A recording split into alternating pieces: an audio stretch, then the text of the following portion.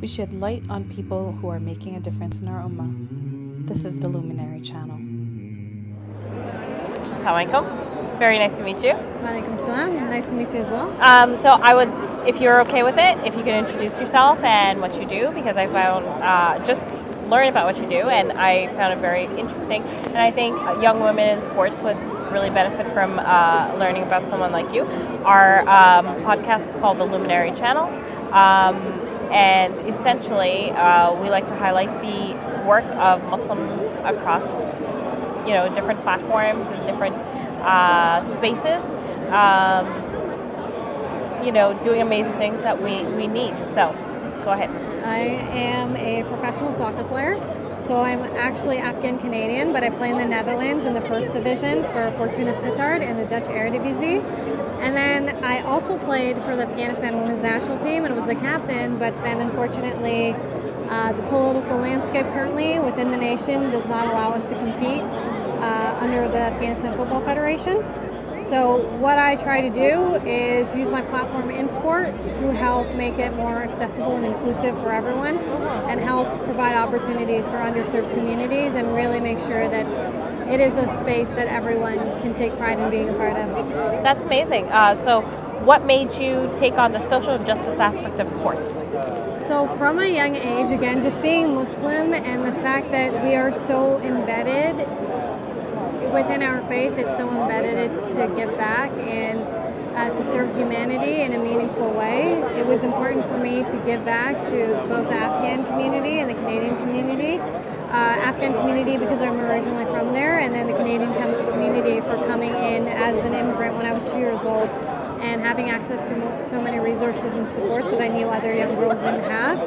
And the way that I wanted to give back was using my skill set, which was sport and academics. And I know that it's difficult for refugees and newcomers when they do come to these countries, and the settlement isn't easy. So that's actually why I also started one of my nonprofit organizations, which is called Scarborough Simbas. And what we do is we help ease the settlement journey of refugees and newcomers to Canada through soccer.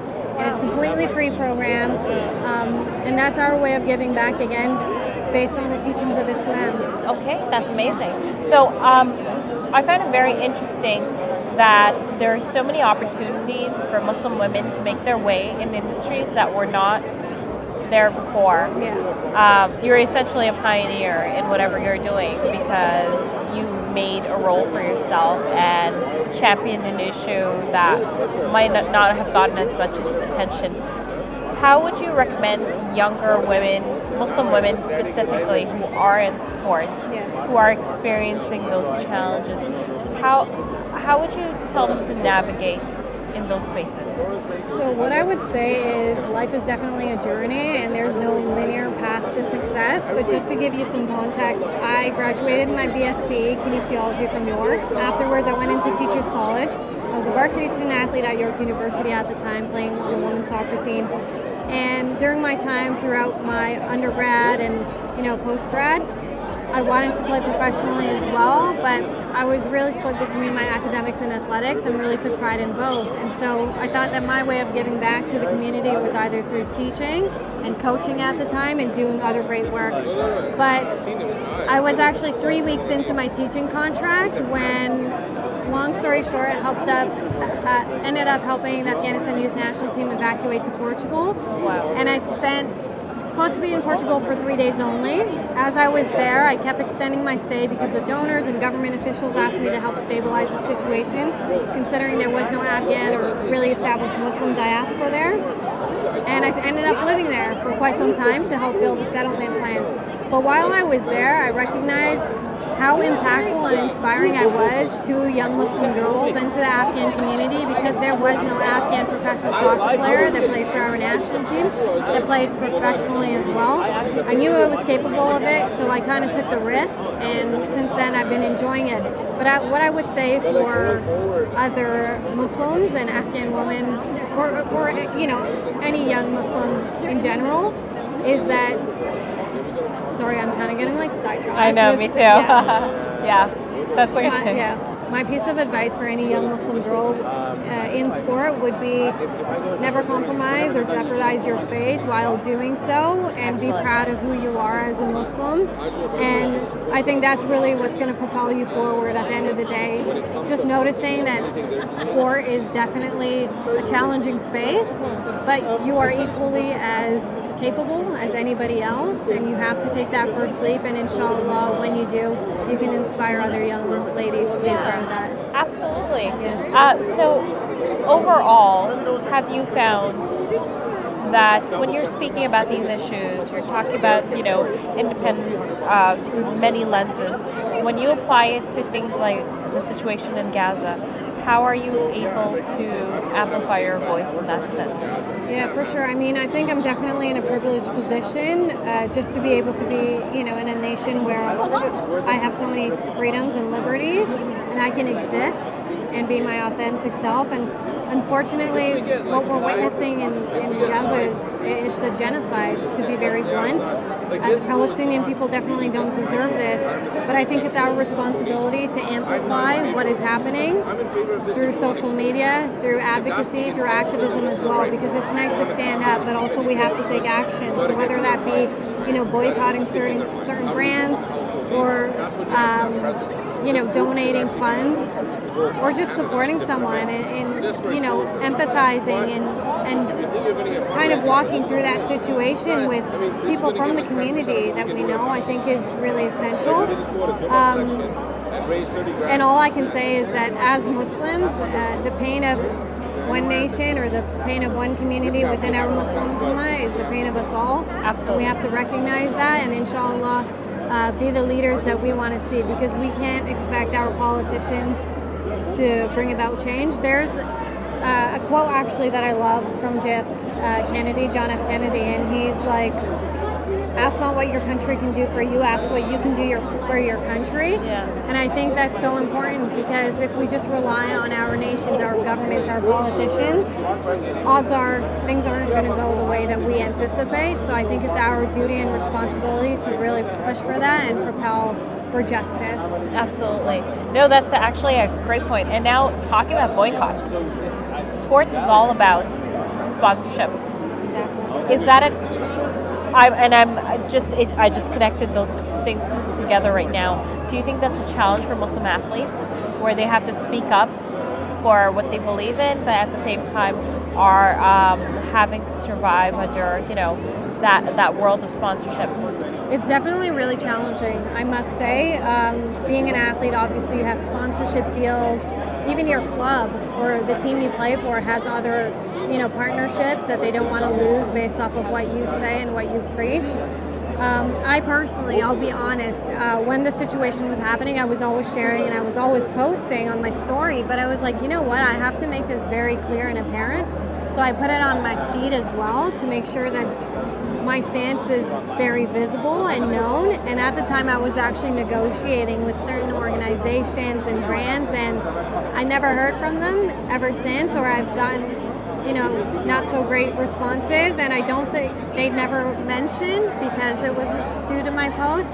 But you have that sense because things were going well, and as soon as you share certain things on your feed, then the optics of your discussion changes.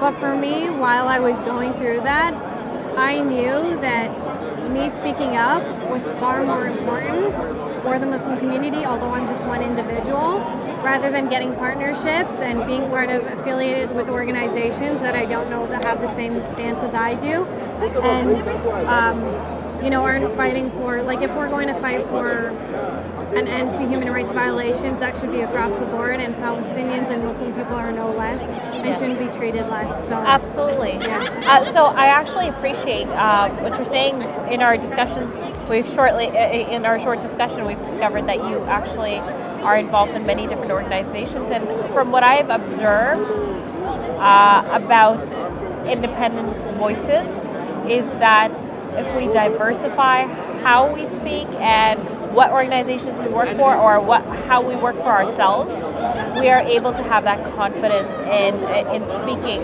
rather than, I'm just one person who works for one sports team or one person who just works for one big oil and gas company and that sort of thing. How do you feel about that?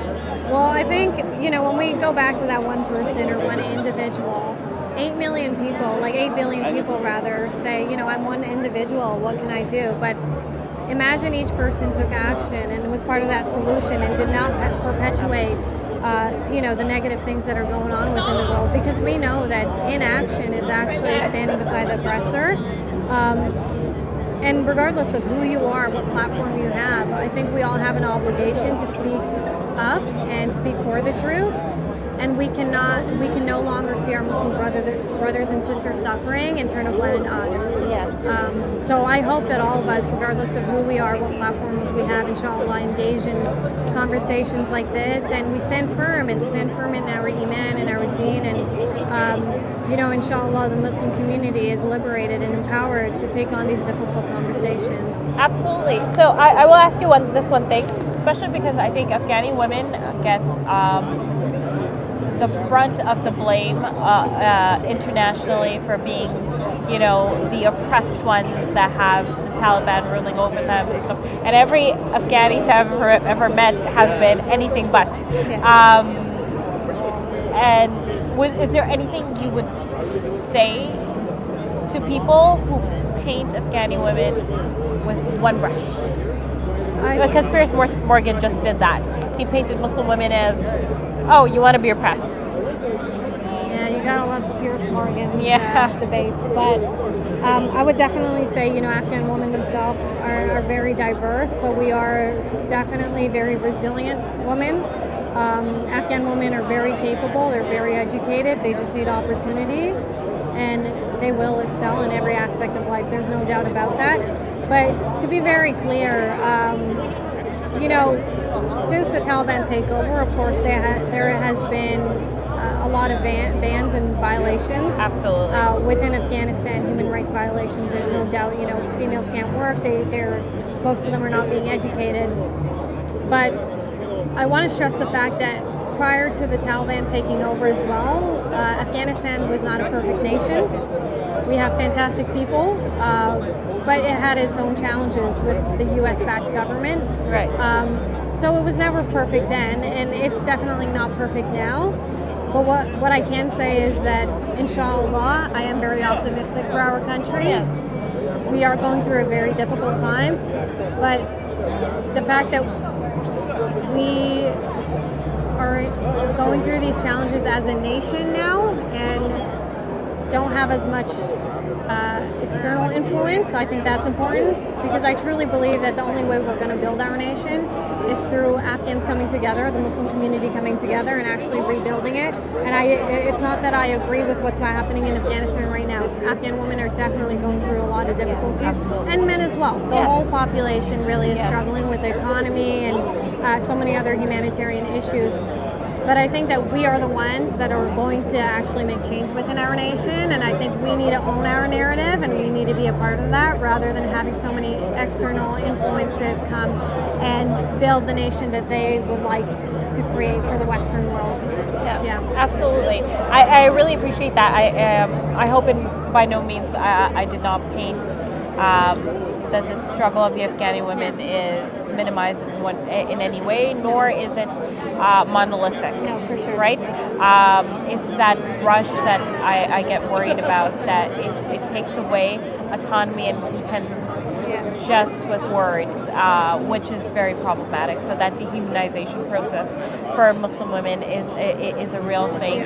How do you humanize yourself in the sporting world, where you have to be viewed as an athlete when they're telling you you're a Muslim woman? That's a good question. So that's a very good question, actually, because people will always have stereotypes or negative perceptions of Muslims and the community. But even through the speeches that we've heard today, I think the best way to combat Islamophobia and these discriminatory practices is really through your character. No everyone knows what the Quran teaches. It's beautiful. It's, you know, clearly truth, the haq, and it is the word of Allah without a doubt. But in order to actually share that, we need to beautify our character and be a role model and inspire others, and you know, be the neighbors that they want to have, be the teammates that they want to have, and really treat people the way they want to be treated. I think it's important. Sadly, I'm not a visible Muslim woman in the sport world, so I don't wear the hijab. But you know, just knowing the fact that, so for when we travel for games or anything, or at training sessions, pray my 5 times salah, I have my prayer mat, and they're always amazed, like, oh, like, do you always have to pray? And I'm like, yeah, we pray 5 times a day, and I think it's a burden. Or when Ramadan comes around and they think that I'm starving myself, but that's my opportunity to share that. It's my favorite month of the year. There's so much barakah and blessings, and you know, the rationale behind what we do, and the fact that, you know, I am a social an advocate of social justice issues. It stems from my Islamic identity. You know, I wouldn't be standing up for the oppressed if it wasn't for the beautiful teachings of Islam. Absolutely. So everything I do in my life, it circles back to Islam, and I make that apparent through my character rather than always debating things that I know certain individuals will not be able to conceptualize in that moment. Absolutely. That's amazing. Well, it was amazing talking to you. I think you have so much to offer the world, and I hope the younger people are able to get to hear you speak and connect with your voice and your advocacy, because I think that's extremely needed. So I really appreciate you taking the time to speak with me. Thank you. I appreciate having me. Alhamdulillah.